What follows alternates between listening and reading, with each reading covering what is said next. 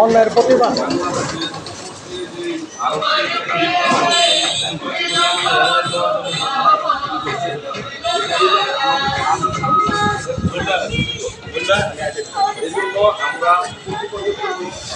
খারা এমন ভাবে একটা ছবি হলো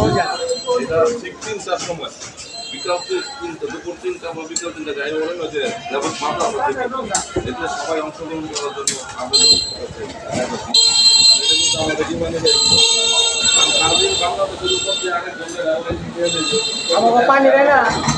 আমাকে পানি দেয় না ছেড়ে দেয়